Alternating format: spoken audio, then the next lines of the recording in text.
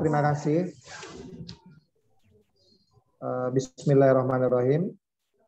Sidang tesis berjudul Penataan Peraturan Daerah melalui metode Omnibus Law yang ditulis oleh Saudara Ahmad Robert Alfaroh akan kita mulai. Assalamualaikum warahmatullahi wabarakatuh. Waalaikumsalam warahmatullahi. Puji syukur alhamdulillah pada pagi hari ini kita semua bisa hadir dalam ruang sidang Zoom yang sudah disiapkan oleh Program Pascasarjana Universitas Wiraraja Madura untuk melaksanakan tugas kita menguji tesis berjudul Penataan Peraturan Daerah melalui metode Omnibus Law yang ditulis oleh Saudara Ahmad Robert Alfaroh. Sebelum dimulai, perkenankanlah saya menyapa dulu Dewan Penguji kita yang sudah siap menguji. Yang terhormat Bapak Profesor Dr. Muhammad Haidin, yang saya hormati juga Bapak Dr. Miftahul Munir. Alhamdulillah Bapak semua bisa hadir dalam kondisi sehat walafiat. Prof. Haidin kayaknya senyum-senyum, kayaknya bahagia. Terima kasih. Bahagia. Dr. Zainuddin. Alhamdulillah. Bahagia, Prof. Haidin. alhamdulillah ya. Pak Dr. Miftah. Saya Prof. Haidin. Pak Dr. Miftah juga alhamdulillah sehat. Senyum juga, tanda bahagia juga. Kita semua alhamdulillah bahagia pada pagi hari ini. Dan yang saya banggakan juga, Saudara Ahmad Robert Alfaroh yang pada pagi hari ini siap untuk mempertanggungjawabkan atau mempertahankan tulisannya. Saya ucapkan selamat, Anda sudah sampai pada tahap ini, tahap yang ditunggu-tunggu. Bagaimana Anda bisa mempertahankan penelitian tesisnya sebagai salah satu syarat untuk meraih gelar magister hukum di Universitas Wiraraja Madura. Sebelum dimulai, ada beberapa yang perlu saya sampaikan, terutama kepada Saudara Ahmad Robert Alfaroh. Untuk sidang kali ini, kita akan bagi dua sesi seperti biasa. Sesi pertama adalah sesi presentasi. Waktunya 10 menit. Jadi mohon diatur waktunya 10 menit. Kalau kemarin 7 sampai 10 menit, tapi untuk hari ini kita berikan tambahan jadi 10 menit. Jadi berbeda dari sebelumnya, jadi 10 menit. Karena saya yakin di sidang tesis pada hari ini ada tambahan-tambahan yang sudah berhasil direvisi. Jadi untuk waktunya kita tambah 3 menit, jadi 10 menit. Anda punya waktu untuk mempresentasikan pokok-pokok pikiran dari tulisan tesis yang Anda tulis ini. Kemudian pada sesi 2, kita akan masuk dalam sesi ujian. Sesi ujian yang sebenarnya, jadi kalau kemarin itu hanya masukan-masukan di tahap-tahap sebelumnya, tapi di sidang akhir ini itu sudah bukan lagi hanya masukan, tapi benar-benar bertanya dan Anda harus bisa mempertahankan gitu. Jadi harus terjadi yang namanya tanya jawab. Tugas Anda adalah menjawab dan mempertahankan apa yang Anda tulis. Jadi tidak ada lagi jawaban saya terima masukannya saja. Ya. Itu sekedar hal-hal yang perlu saya sampaikan kepada Saudara Ahmad Robert Alfaroh. Kemudian yang terakhir nanti baru ada sesi pengumuman apakah Anda dinyatakan lulus atau tidak. Jadi sesi terakhir ini adalah sesi yang sangat menentukan apakah Anda dinyatakan lulus atau tidak. Ini akan kita lakukan, akan kita umumkan kalau sudah ada keputusan dari Dewan Penguji.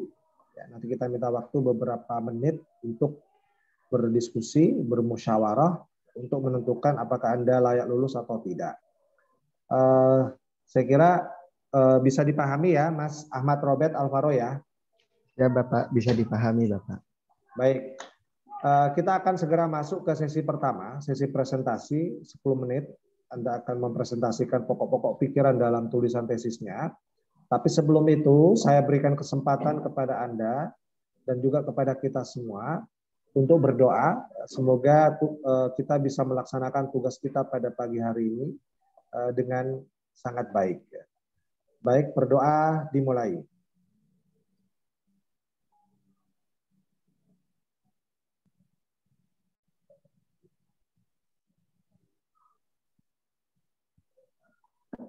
Berdoa selesai. Semoga doa yang kita panjatkan bisa membantu kita untuk bisa menyelesaikan tugas ini dengan lancar dan sukses ya. Baik, saya berikan kesempatan pertama kepada Saudara Ahmad Robert Alvaro untuk menyelesaikan tugasnya pada sesi pertama, sesi presentasi. Tapi sebelum dimulai, saya minta Anda tenang, ya, tidak perlu grogi, ya. Walaupun ini sangat formal, tetapi saya ingin mengemasnya dalam suasana yang bahagia. Ya. Jadi semua kita bisa tersenyum tanpa harus mengurangi kehusyuan, ya, kehikmatan kita melaksanakan tugas ini. Baik, silakan bisa dimulai mulai dari sekarang, 10 menit dari sekarang. Terima kasih. Assalamualaikum warahmatullahi wabarakatuh. Waalaikumsalam warahmatullahi wabarakatuh. Saya hormati yang amat terpelajar Bapak Profesor Dr. M. Hoidin SHM PN, yang saya hormati dan amat terpelajar Bapak Dr. Muhammad Zainuddin SHSHIM HUM, yang saya hormati dan yang amat terpelajar Bapak Dr. Miftahul Munir SWIM HUM. Mohon perkenan pada presentasi sidang akhir tesis kami yang berjudul Penataan Peraturan Daerah Melalui Metode Omnibus Law, sebagaimana yang sudah pada saat sidang proposal tesis menemukan suatu pekerjaan besar dan yang amat sangat sulit yang sempat dipertanyakan oleh Profesor Dr. Muhammad Hoidin terkait dengan apakah di Indonesia sudah ada peraturan daerah yang menggunakan metode Omnibus Law.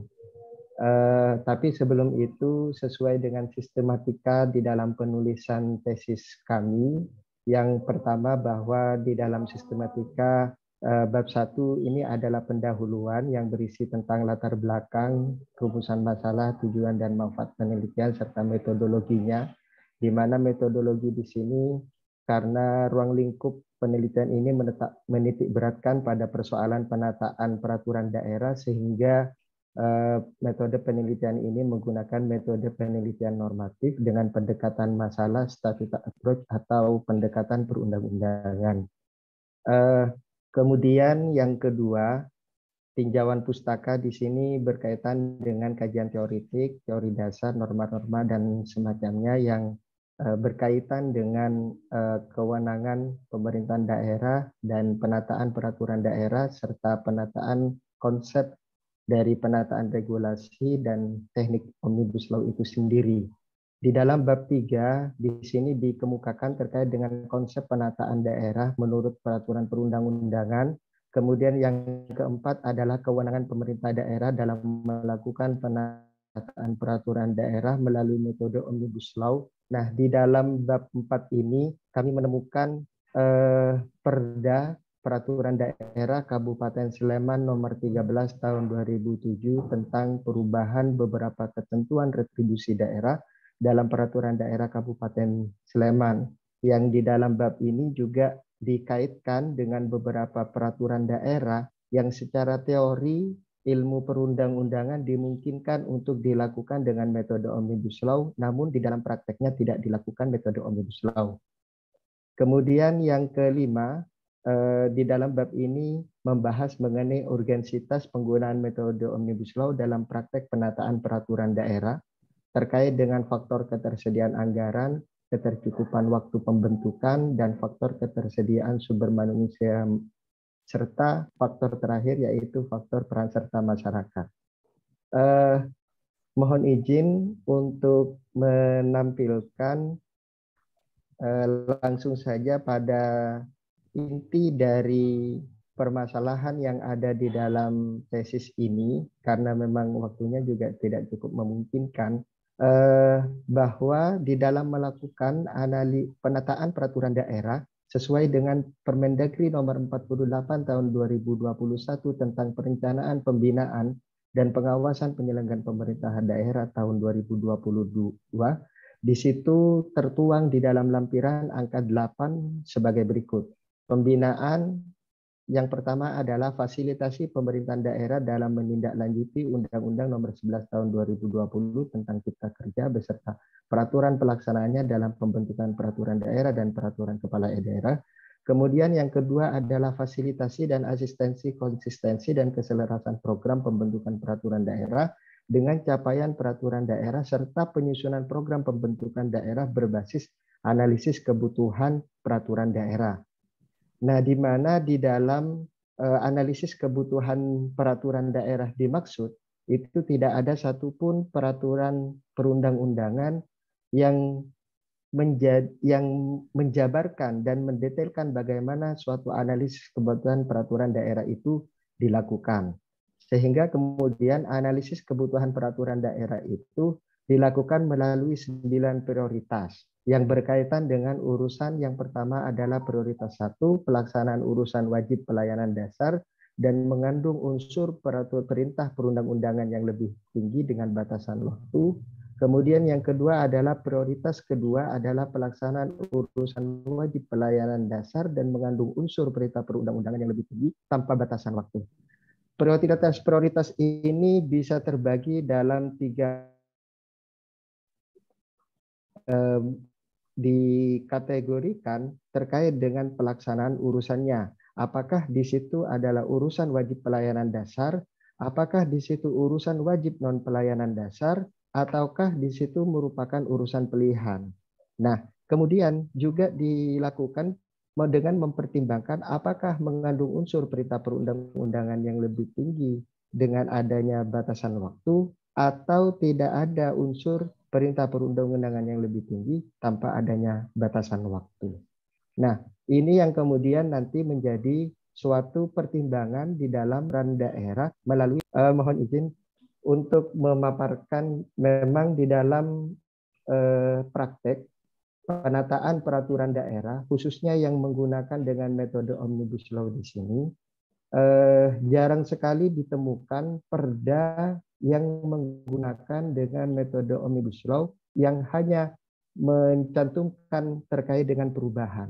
Kalau untuk yang penghapusan itu sudah banyak ditemukan.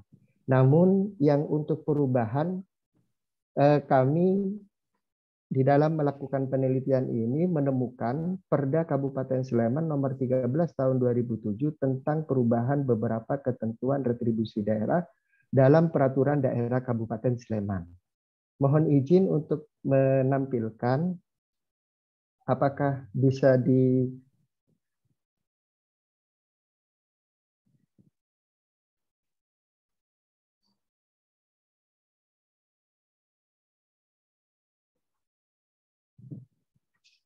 Halo?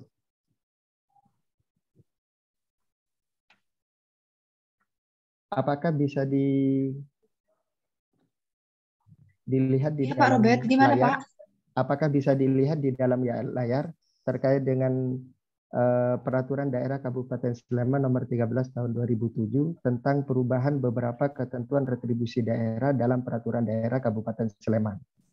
Nah, di sini di dalam Perda Kabupaten Sleman nomor 13 tahun 2007 di sini merubah 24 peraturan daerah yang berbasis retribusi daerah dengan hanya menggunakan satu peraturan daerah. Sehingga kalau kita nomor 13 tahun 2007 ini merupakan suatu bentuk metode omnibus law yang digunakan di dalam penataan peraturan daerah. Perda tersebut merupakan hasil evaluasi dari Departemen Keuangan Republik Indonesia, di mana di dalam evaluasi tersebut agar menindaklanjuti perubahan peraturan daerah, beberapa peraturan daerah, sekitar 24 peraturan daerah dari kurun waktu 2001 hingga tahun 2005.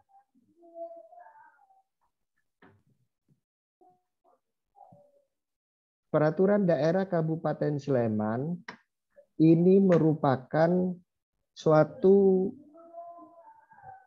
hasil evaluasi dari Departemen Keuangan yang berawal dari ketidakjelasan pengaturan Undang-Undang Nomor 18 Tahun 97 tentang pajak daerah dan retribusi daerah, khususnya pasal 23, di mana di situ Undang-Undang Nomor 18 Tahun 97 tidak mengatur secara jelas pengaturan penyesuaian komponen dan tarif retribusi harus tertuang di dalam peraturan kepala daerah atau peraturan daerah. Sehingga di dalam perda-perda sebelum perubahan, sebelum Perda Kabupaten Sleman Nomor 13 Tahun 2007 tersebut, pengaturan kembali terkait penyesuaian itu dilakukan melalui keputusan Bupati dengan persetujuan DPRD. Hal ini tentu mengakibatkan kontradiksi terhadap keberadaan DPRD sebagai institusi perwakilan rakyat daerah, di mana pada prinsipnya setiap tindakan pemerintah daerah yang dapat mengakibatkan pembebanan terhadap rakyat dan pengambilan hak atau sebagian hak rakyat seharusnya ditetapkan dalam peraturan daerah. Nah, DPRD sebagai manifestasi atas keterwakilan rakyat daerah seharusnya dilibatkan sejak awal pembahasan penyesuaian tarif tersebut melalui pembahasan Raperda. Nah, ini yang kemudian menjadi suatu jalan mulus bagi praktik metode Omnibus Law ini di dalam dilakukan di dalam Perda Kabupaten Sleman Nomor 13 Tahun 2007 ini. Karena memang secara prinsipnya bahwa seharusnya penyesuaian kembali atas perda retribusi daerah itu dilakukan melalui suatu pengkajian terlebih dahulu melalui DPRD. Mengapa? Karena di samping karena hasil pengkajian tersebut bahwa sebagai institusi negara, Departemen Keuangan Republik Indonesia di bidang perpajakan, pengembalian hak dan kewenangan DPRD tersebut menjadi dasar argumentasi bagi peneliti bahwa Perda Kabupaten Sleman Nomor 13 Tahun 2007 tentang perubahan beberapa ketentuan retribusi daerah dalam peraturan daerah Kabupaten Sleman tersebut akhirnya berjalan mulus, berhasil mendapatkan persetujuan bersama DPRD dan kepala daerah sehingga kemudian ditetapkan menjadi perda. Nah, ini temuan kami di lapangan terkait dengan terkait dengan penggunaan metode Omnibus Law yang digunakan di dalam rangka untuk melakukan penataan perda. Namun begitu, di dalam penataan peraturan daerah ada juga beberapa perda kabupaten yang perda kabupaten semuanya dapat dilakukan dengan teknik metode Omnibus Law ini dapat dilakukan, namun ternyata tidak dilakukan dengan metode Omnibus Law. Sehingga dari 6 peraturan daerah Kabupaten Sumeneb tahun 2006 yang mengatur terkait dengan bidang struktur, ada sekitar 6 perda yang dilakukan perubahan secara masing-masing. Jadi misalnya kami contohkan di sini ada Peraturan Daerah Kabupaten Sumeneb Nomor 12 Tahun 2006 tentang perubahan atas Perda Kabupaten Sumeneb Nomor 3 Tahun 2006 tentang pembentukan organisasi lembaga teknis daerah. Ini juga merupakan hasil dari pengkajian dari Gubernur Jawa Timur tanggal 14 Februari tahun 2006 nomor 188/1360/013 perihal pengkajian Perda Kabupaten Sumeneb. Nah, sehingga dipandang perlu untuk dilakukan perubahan. Ada 6 perda yang sama seperti mengatur hal yang sama terkait dengan pembentukan organisasi ini yang dilakukan pengkajian sehingga merubah satu persatu dari 6 perda tersebut. Namun karena perda dimaksud sudah mendapatkan hasil pengkajian dari Gubernur Jawa Timur dan merupakan dari proses pengkajian dari Gubernur Jawa Timur, sehingga perda sekitar 3 bulan untuk dilakukan perubahan perda dimaksud. Nah, kalau kita lihat di dalam Perda Kabupaten Sumeneb tersebut, ini sebenarnya ketika dilakukan perubahan perda melalui metode Omnibus Law, sebagaimana yang dilakukan oleh pemerintah Kabupaten Sleman, itu sebenarnya bisa dilakukan. Tetapi namun kemudian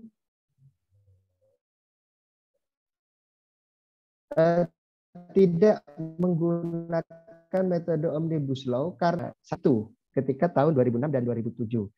Sehingga perubahan dimaksud sebenarnya bisa dilakukan karena ada keterkaitan dari isi-isi yang materi muatan yang tercantum di dalam Perda Kabupaten Sumeneb tersebut. Misalnya yang pertama adalah menghapus kata pembentukan.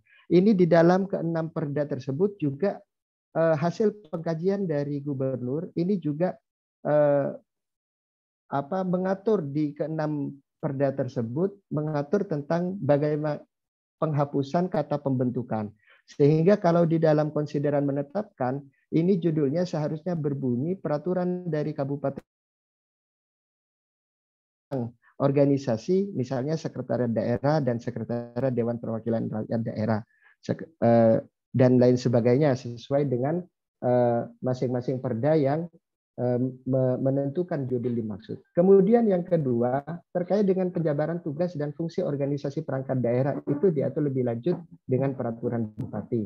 Kemudian yang ketiga menyisipkan bab baru yang mengatur tata kerja dan pengangkatan dalam jabatan yang pada perda sebelumnya itu tidak diatur. Sehingga kemudian dalam tesis kami ini di dalam kesimpulan yang pertama bahwa konsep penataan perda menurut ketentuan peraturan perundang-undangan itu erat kaitannya dengan kebijakan pemerintah pusat dalam menyelenggarakan fungsi pengawasan terhadap penyelenggaraan pemerintahan daerah, khususnya dalam hal pengawasan terhadap kebijakan daerah yang dituangkan di dalam peraturan daerah. Kemudian yang kedua bahwa kewenangan pemerintah daerah itu sendiri dalam melakukan penataan peraturan daerah sejatinya itu merupakan kewenangan pemerintah daerah dalam pembentukan peraturan daerah itu sendiri. Dan yang ketiga bahwa penggunaan metode Omnibus Law dalam praktik penataan peraturan daerah di era digital ekosistem dan global governance tersebut dapat dijadikan sebagai metode dan teknik dalam pembentukan peraturan perundang-undangan dengan satu peraturan daerah yang dapat merubah beberapa peraturan daerah sekaligus dapat memberikan solusi efektivitas dan efisiensi anggaran serta penggunaan efisiensi dari resources pemerintah daerah. Untuk saran yang pertama, mengingat kebutuhan strategis nasional di era ekosistem digital dan global governance, hendaknya ke depan pemerintah dapat mempersiapkan pula infrastruktur hukum khususnya terkait dengan legitimasi penggunaan metode Omnibus Law dalam pembentukan peraturan perundang-undangan dengan melakukan perubahan pada lampiran 2 Undang-Undang Nomor 12 Tahun 2011 di mana ketika dicermati tidak jauh berbeda dengan undang-undang sebelumnya yaitu Undang-Undang Nomor 10 Tahun 2004. Yang kedua, penataan peraturan perundang-undangan khususnya peraturan daerah hendaknya dilakukan secara lebih seksama dengan tetap memperhatikan pedoman yang baku dan standar yang telah ditetapkan oleh undang-undang. Nah, penataan peraturan perundang-undangan yang dilakukan tanpa memperhatikan pedoman tersebut hanya akan menambah permasalahan hukum baru sebagaimana yang terjadi pada Undang-Undang Cipta Kerja.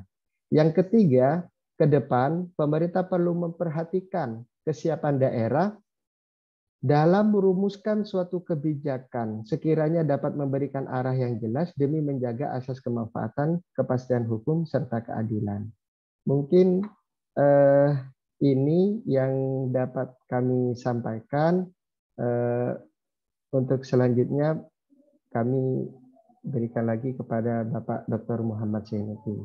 Terima kasih atas perhatiannya dan terima kasih atas bimbingannya. Kurang lebihnya mohon maaf. Assalamualaikum warahmatullahi wabarakatuh. Waalaikumsalam warahmatullahi wabarakatuh. Diucapkan terima kasih kepada Saudara Ahmad Robert Alvaro sudah menyelesaikan tugasnya di sesi pertama, berhasil mempresentasikan pokok-pokok pikiran dalam penelitian tesisnya dengan tepat waktu. Lebih sedikit ya, tapi nggak apa-apa, kita maklumi ya.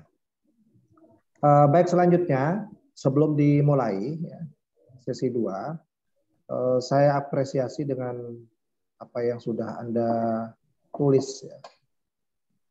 Saya perhatikan ada beberapa hal yang berhasil Anda jawab dari beberapa pertanyaan-pertanyaan, masukan-masukan yang sebelumnya pernah disampaikan di tahap seminar hasil. Jadi saya ikuti progresnya. Dari seminar hasil, kemarin ada beberapa masukan, ada beberapa pertanyaan ya, yang itu membutuhkan revisi, ya, tambahan-tambahan muatan materinya. Dan Anda pada pagi hari ini berhasil memenuhinya ya, walaupun masih bisa kita diskusikan lebih lanjut bagaimana progres itu Anda capai ya. Baik, untuk lebih menghemat waktu ya, kita akan masuk pada sesi 2. Sesi 2 adalah sesi ujian ya, di mana masing-masing penguji akan diberikan kesempatan untuk bertanya ya, menguji Anda tentang apa yang Anda tulis di penelitian tesis ini. Kesempatan pertama saya akan berikan kepada yang terhormat Bapak Profesor Dr. Muhammad Hoidin untuk mengawali sesi 2 ini. Selanjutnya nanti kita akan kasih kesempatan kepada Bapak Dr. Miftahul Munir, dan yang terakhir nanti saya juga akan menguji Anda dan kita akan lihat waktunya. Kalau masih ada waktu, sangat mungkin masih ada giliran-giliran berikutnya. Baik, selanjutnya saya berikan kesempatan kepada Bapak Profesor Dr. Muhammad Hoidin untuk menguji di waktu yang pertama ini. Silakan, Prof. Baik, terima kasih Pak Dr. Zainuddin. Suara saya bisa didengar dengan jelas? Bisa, Pak. Saya mendengarnya dengan jelas. Bisa, Terima Prof. kasih juga ini Pak Dr. Miftahul Munir. Saya, Prof. Saya, Prof. Suaranya Pak Munir melengking di sini.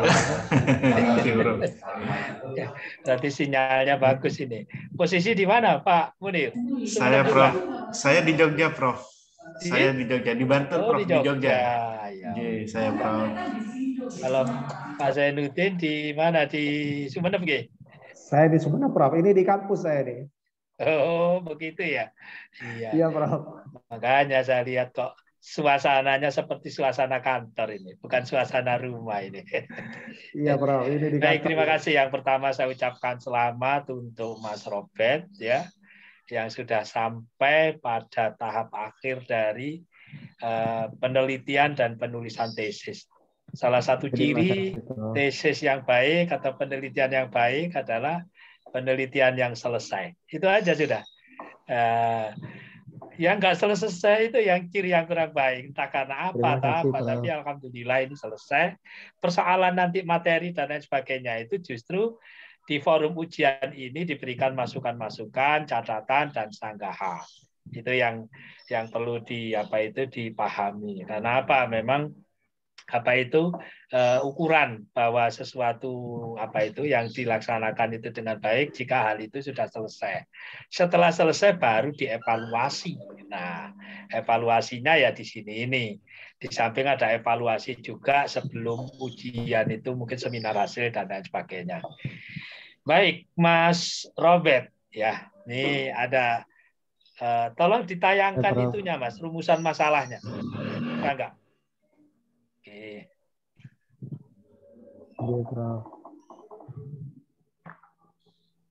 Baik ya. Yang pertama dari sisi judul, kemudian abstrak ya. Saya sudah baca abstraknya, tapi abstrak itu mestinya menggambarkan ringkasan atau saripati dari topik itu.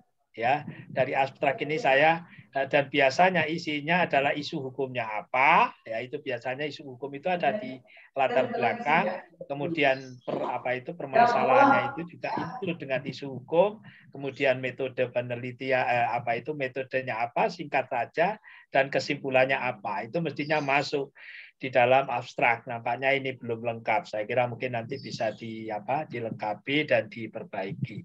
Kemudian nah ini terkait dengan Omnibus Law, ya terkait dengan Omnibus Law. Saya lihat tadi kalau berbicara soal Omnibus, ya berbicara Omnibus Law itu sesuai dengan definisinya. Omni itu kan banyak. Jadi aslinya Omnibus itu adalah bis yang bisa memuat banyak orang, banyak kepentingan, banyak penumpang, bahkan juga banyak barang, maka disebut omnibus.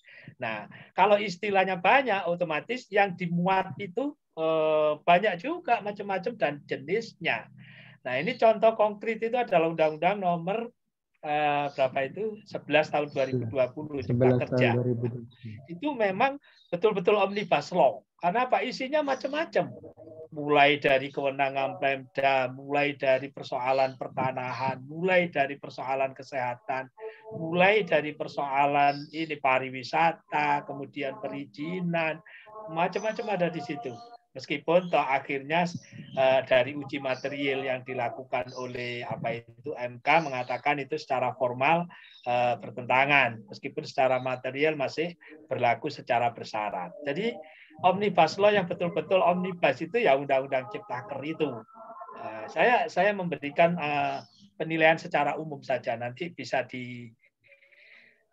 bisa disarikan oleh Mas Robert dan mungkin juga tim pembimbing. Jadi terkait dengan tesis dari Mas Robert ya, itu saya lihat contohnya dan juga isinya. Contohnya kalau tidak salah Perda Sleman tahun 2007 nomor 13 dan Perda Sumeneb dan juga apa yang disampaikan oleh Gubernur. Dari contoh Perda Sleman itu yang direvisi oleh satu perda itu hanya satu jenis, retribusi saja. Apakah satu meskipun mungkin dari retribusi macam-macam sebelumnya sudah diatur dengan beberapa perda. Kemudian disederhanakan dalam perda 13 2007 tadi menjadi satu perda. Nah, karena ini merupakan satu jenis, apakah ini bisa dikualifikasikan sebagai omnibus law atau bukan? Itu yang menjadi pertanyaan saya. Karena kalau melihat definisi dan praktek yang ada di tingkat pusat, omnibus itu macam-macam isinya. Yang dicontohkan oleh Mas Robert tadi hanya satu jenis retribusi. Kemudian terkait dengan apa tadi yang dicontohkan dengan surat gubernur atau apa yang menyatakan perda ini ada kesamaan. Jadi kesamaannya itu masih satu jenis. Nah, apakah omnibus law itu bisa dikualifikasikan, bisa ditujukan, atau bisa dimasukkan terhadap perubahan terhadap peraturan yang satu jenis tadi? Nah, itu meskipun macam-macam retribusi, ada retribusi rumah makan, retribusi puskesmas, retribusi parkir, retribusi itu, tapi ini masih dalam satu jenis retribusi. Apakah sudah memenuhi syarat bahwa itu masuk omnibus law? Itu pertanyaan saya yang pertama, atau permasalahan mungkin nanti yang bisa dicarikan solusinya. Kemudian karena ini judulnya adalah terkait dengan peraturan daerah. Ya, peraturan daerah ini ada peraturan kabupaten kota dan peraturan daerah provinsi. Nampaknya yang diteliti oleh Mas Robert, mungkin saya nggak tahu Pak karena keterbatasan waktu. Ini nampaknya hanya perda kabupaten saja ini. Mungkin perda provinsi ada enggak yang dibuat secara dibuat secara omnibus. Kemudian dari sisi tahun tadi. Tahun itu tahun 2007 dan 2000. Nah, ini sebenarnya sudah banyak dilakukan. Mohon maaf, saya pernah dan menjadi tim ahli dari DPRD Provinsi Jawa Timur dan saat ini masih tim ahli di Kabupaten Gresik. Jadi itu sudah ada. Setelah perda itu dievaluasi internal ya baik oleh pemerintah kabupaten maupun oleh DPRD, ada beberapa perda yang perlu Apa itu yang perlu diperbaharui dalam arti diubah, dicabut, kemudian diganti. Ada beberapa perda yang perlu diperbaharui. Dari evaluasi internal ini, maka kemudian dibuatlah satu perda baru.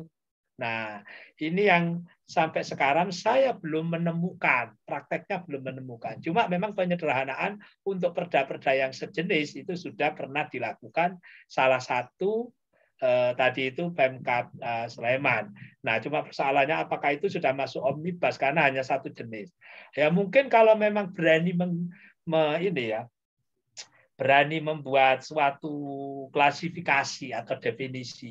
Omnibus law itu ada beberapa, misalnya ada omnibus law dalam arti sempit, ya, ada omnibus law dalam arti luas. Kalau berani mungkin nanti Pak Zainuddin bisa membimbing itu, karena dokter sudah boleh berpendapat itu, ya. Jadi omnibus law dalam arti sempit yaitu untuk penyederhanaan beberapa peraturan yang sejenis, mungkin itu bisa. Tapi omnibus law dalam arti luas, yaitu omnibus law, yaitu peraturan ya yang berisi ya beberapa jenis tadi saya sebutkan seperti Undang-Undang 11 tahun 2020. Itu mungkin omnibus law dalam arti luas. Sehingga kalau berani dibuat kualifikasi demikian ya, tentunya mungkin juga bisa mengacu pendapat. Jadi kita itu diskusi ini juga bisa dijadikan sebagai bahan referensi, mengacu pendapat dari ini. Jadi dengan apa itu, dengan pembedaan omnibus law dalam arti sempit dan omnibus law dalam arti luas, mungkin yang sejenis tadi bisa dikualifikasikan sebagai omnibus law dalam arti sempit, itu mungkin. Kemudian sementara omnibus law dalam arti luas ya, itu di dalam peraturan dan dalam praktek di Perda kabupaten maupun di Perda provinsi belum ada. Mungkin itu bisa dikatakan seperti itu. Jadi ini bisa nanti untuk menjawab bagaimana konsep penataan peraturan daerah apa itu menurut peraturan perundang-undangan. Ini bagaimana kewenangan Pemda dalam melakukan penataan berdasarkan metode omnibus law. Mungkin masuk di jawaban-jawaban seperti itu. Jadi konsepnya mungkin ditata dulu, Mas Robert. Omnibus itu apa? Ada mungkin bisa dalam arti sempit, omnibus luas, kemudian baru nanti diterapkan di rumusan yang kedua. Kemudian baru rumusan ketiga itu nanti bisa melihat praktek-praktek yang dilakukan oleh pemerintah kabupaten maupun oleh pemerintah provinsi. Cuma yang dilakukan dan yang terjadi itu adalah memang terkait dengan pengawasan. Ya, pengawasan dilakukan oleh untuk perda kabupaten kota dilakukan oleh gubernur, dan gubernur berwenang melakukan atau membuat atau membatalkan perda-perda yang mungkin bertentangan dengan peraturan yang ada di atasnya. Demikian juga peraturan daerah provinsi itu diawasi oleh Menteri Dalam Negeri, ya, diawasi oleh Menteri Dalam Negeri, sehingga Menteri Dalam Negeri bisa melakukan evaluasi terhadap perda-perda provinsi dan bahkan juga bisa mencabut. Nah ini kalau tidak salah itu beberapa tahun yang lalu pemerintah pusat menerbitkan misalnya peraturan presiden atau keputusan menteri yang mencabut beberapa peraturan daerah provinsi yang dinyatakan tidak sesuai dengan sistem investasi, tidak sesuai dengan peraturan perundang-undangan yang lebih tinggi dan lain sebagainya. Itu ada. Cuma persoalannya saya nggak tahu ini. Tolong nanti dicari juga, Mas Robert. Apakah kewenangan pemerintah daerah dalam hal ini provinsi dan juga Menteri Dalam Negeri untuk mencabut perda-perda itu boleh atau tidak?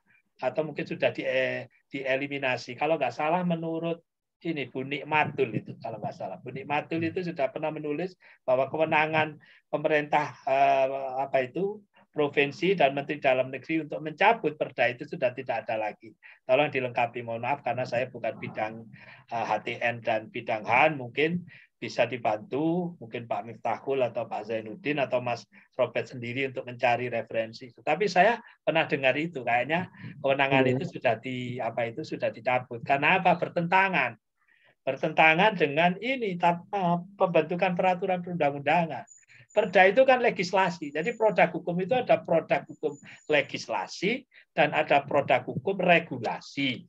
Yang legislasi itu adalah produk hukum yang melibatkan dua kekuasaan, yaitu kekuasaan legislatif dan kekuasaan eksekutif. produk hukum legislasi itu apa? Kalau di tingkat daerah, kemudian perda. Nah, apakah mungkin ini apa itu latar belakang atau filosofi pencabutan kewenangan Mendagri dan Gubernur untuk membatalkan perda-perda di bawahnya itu adalah apakah mungkin perda yang dibuat oleh dua kekuasaan tadi dibatalkan hanya oleh kekuasaan eksekutif? Ya memang judicial review itu ada 3 macam ya. Review terhadap peraturan itu ada 3 macam. Yang pertama legislative review ya, yaitu pengujian yang dilakukan oleh yang membentuk peraturan itu, legislative review misalnya oleh DPR sendiri, oleh DPRD ketika melihat mengevaluasi beberapa undang-undang atau peraturan daerah, ternyata ada banyak yang bertentangan, sudah tidak sesuai lagi, maka berdasarkan kewenangan legislative review, maka kemudian dilakukan perubahan. Kemudian yang kedua executive review. Nah, executive review itu dilakukan oleh eksekutif sendiri ya terhadap peraturan-peraturan daerah, terutama peraturan daerah yang yang bertentangan dengan yang lebih tinggi atau bertentangan dengan investasi misalnya. Karena executive review ini dilakukan oleh pemerintah yang lebih tinggi. Dalam hal ini perda kabupaten kota dilakukan oleh gubernur, kemudian perda provinsi dilakukan oleh Mendagri. Ini yang tadi saya sebutkan. Executive review ini kayaknya mungkin sudah dicabut. Yang ketiga ini judicial review. Nah, ini yang judicial review itu adalah pengujian yang dilakukan oleh lembaga peradilan. Untuk undang-undang diuji oleh MK, untuk yang di bawah undang-undang itu diuji oleh MA. Nah, ini tolong nanti juga diinikan gimana kalau misalnya pemerintah daerah tidak terima jika perdanya dibatalkan oleh pemerintah di atasnya, mungkin oleh gubernur atau mungkin oleh Kementerian Dalam Negeri. Itu kalau tidak diterima, kalau tidak terima mau mengajukannya kemana? Itu yang pertama. Tolong dicatat. Kemudian yang kedua, bagaimana uji material terhadap peraturan peraturan yang berisi omnibus law tadi. Omnibus law yang mungkin yang sempit tadi, hanya satu jenis. Misalnya, ada beberapa elemen masyarakat yang tidak setuju dengan perda itu. Misalnya tadi contohnya perda Kabupaten Sleman. Bagaimana mengujinya? Apakah mengujinya ke Mahkamah Agung karena pemerintah yang lebih tinggi? Ini yang perlu dipikirkan untuk menjadi bahan pengayaan dari tesis ini. Saya kira itu yang bisa saya sampaikan. Jadi contoh-contoh praktek yang tadi disebutkan itu sudah lama itu. Sebelum ada Undang-Undang 11 tahun 2020 tentang Ciptaker. Jadi praktek itu sudah biasa. Apakah itu bisa dikualifikasikan dan dikategorikan sebagai omnibus law dalam arti yang luas tadi? Itu Pak Zainuddin yang bisa saya berikan catatan. Kalau Mas Robert mau menanggapi, monggo silahkan ya. Kalau memang mau disimpan untuk ditindaklanjuti dalam perbaikan tesis, monggo juga disilahkan. Terima kasih.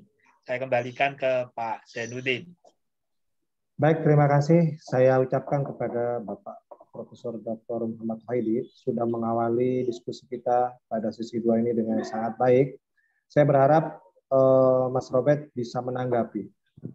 Artinya sangat mungkin gagasan yang Anda usung di penelitian tesis ini sebenarnya bisa menjawab apa yang disampaikan oleh beliau tadi.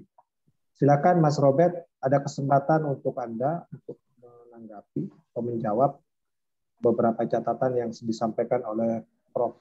Faidin tadi. Terima kasih, Prof. Komentar saya atas penataan peraturan daerah melalui metode Omnibus Law ini sejatinya merupakan hal yang jarang dilakukan di tataran perda. Dari beberapa akses jaringan dokumentasi dan informasi hukum yang menggunakan teknik metode Omnibus Law ini, dan sempat kami konfirmasi kepada pembentuk peraturan daerahnya, yaitu di bagian hukum Kabupaten Sleman, bahwa yang tipe seperti ini, yang model seperti ini, jadi bentuk secara format dan standar baku sesuai dengan Perda Kabupaten Sleman nomor 13 tahun 2007 ini memang hanya satu-satunya yang pernah dilakukan. Tidak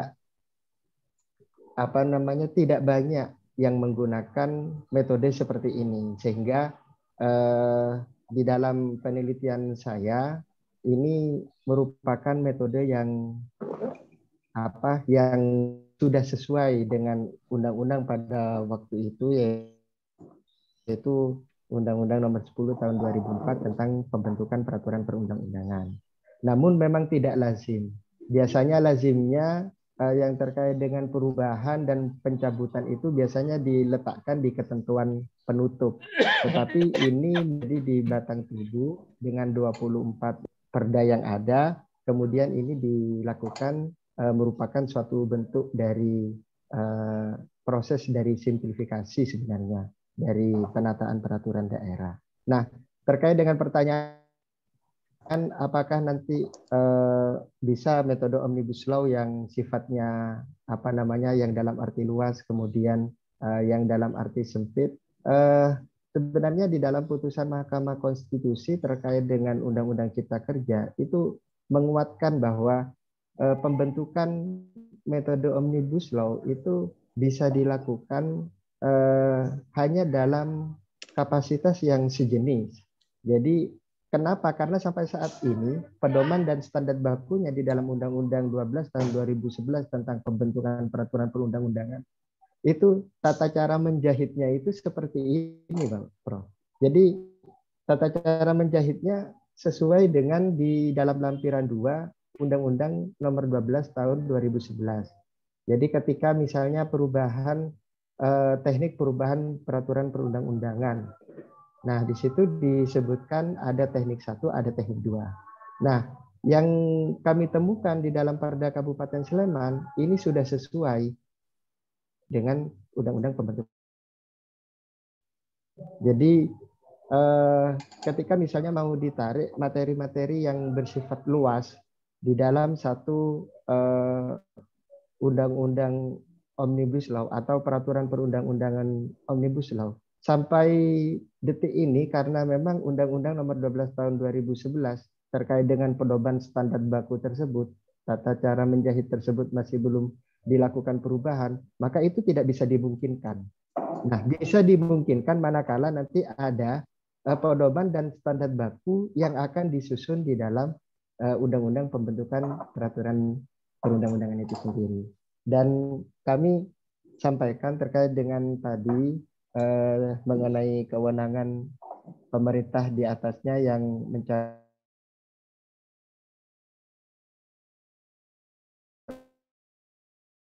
beberapa, ada sekitar 1.314